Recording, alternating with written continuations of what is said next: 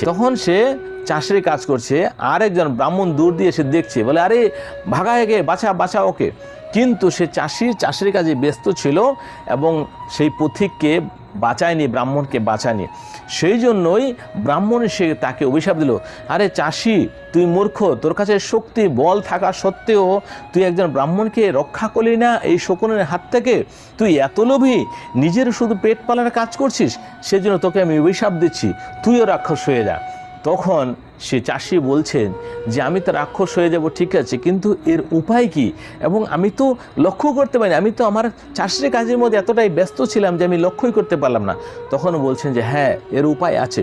যদি কোনো সময় কোনো ব্যক্তি শ্রীমদ্ ভগবদ্গীতার 11 নম্বর অধ্যায়টা পাঠ করে সেই অভিমন্ত্রিত জল তোর মাথার উপরে ছিটিয়ে দেয়, তখনই তুই রাক্ষস ভাব থেকে মুক্ত হবি। তো ব্রাহ্মণদেব, আপনি চলুন, তাড়াতাড়ি গিয়ে আমার ছেলেকে মুক্ত করান।